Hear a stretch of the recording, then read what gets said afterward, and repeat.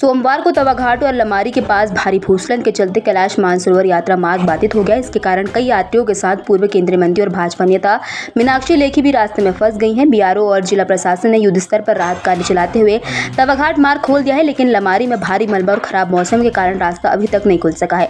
प्रशासन द्वारा मीनाक्षी लेखी को गुंजी से हेली रेस्क्यू करने का प्रयास किया गया, परंतु खराब मौसम ने इसमें बाधा डाली। सूत्रों के मुताबिक यदि सोमवार रात तक मार्ग नहीं खुला तो उन्हें बूंदी स्थित SBI या सेना कैंप में रात गुजारनी पड़ सकती है। प्रशासन का कहना है कि बीआरओ सड़क खोलने का प्रयास कर रही है ताकि यात्री, सेना और स्थानीय लोगों की सुरक्षित आवाजाही सुनिश्चित की जा सके।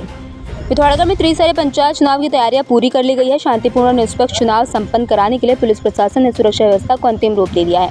आज 21 जुलाई को धारचूला और मुंशियारी ब्लॉकों की कुल 14 पोलिंग पार्टियां दुरुस्त मतदान केंद्रों के लिए रवाना की गई हैं। पुलिस अधीक्षक रेखा यादव और जिला निर्वाचन अधिकारी विनोद गिरी गोस्वामी ने टीमों को जरूरी दिशा निर्देश देकर रवाना किया है। जिले की कुल 87 सेक्टर में बांटा गया है, जिसमें 8 ब्लॉक शामिल हैं। प्रथम चरण में 378 तथा द्वितीय चरण में 418 मतदान केंद्र निर्धारित किए गए हैं। उप जिला मजिस्ट्रेट डीडीहाट खुशबू पांडे ने जानकारी दी है कि 15 जुलाई 2025 को पिथौरागढ़ थल मोटर मार्ग पर भंडरानी गांव सुनी पुल के पास मैक्स वाहन दुर्घटनाग्रस्त हो गया था, जिसमें 8 लोगों की मौत व 6 लोग घायल हुए।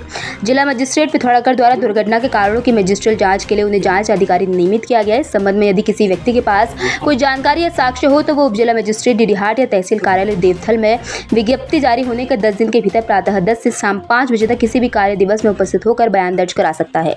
मसूरी में भारी बारिश के कारण हालात बिगड़ते जा रहे हैं। सोमवार को मसूरी धनौल्टी रोड पर वुडस्टॉक स्कूल के पास बड़ा भूस्खलन हुआ, जिससे सड़क मलबे और पेड़ों से भर गई। इससे वाहनों की लंबी कतारें लग गई और यातायात ठप हो गया।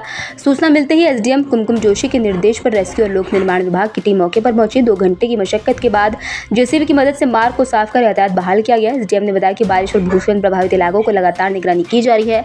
स्थानीय लोगों ने पहाड़ की ट्रीटमेंट शीघ्र करने की मांग की है।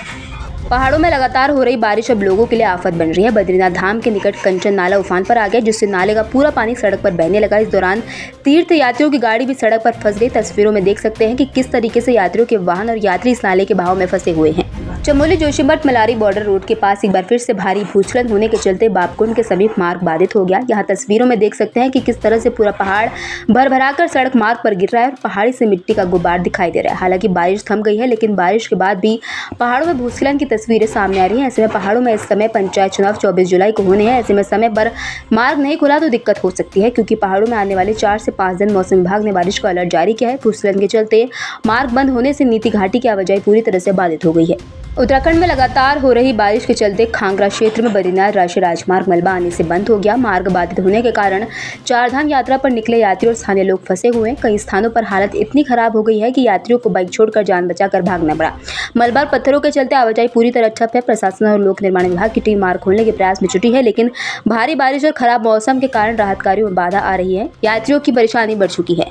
कारगिल विजय दिवस के अवसर पर जिला खेल कार्यालय पिथौरागढ़ द्वारा आयोजित अंडर 17 बालक वर्ग की फुटबॉल प्रतियोगिता की शुरुआत सुरेंद्र सिंह वालिया स्पोर्ट्स स्टेडियम में हुई। उद्घाटन मैच में GIC ट्रेनीज ने चेसर को 5-0 से हराया। पहले हाफ में ट्रेनीज टीम ने 3 गोल लिए, जबकि दूसरे हाफ में 2 और गोल दागे।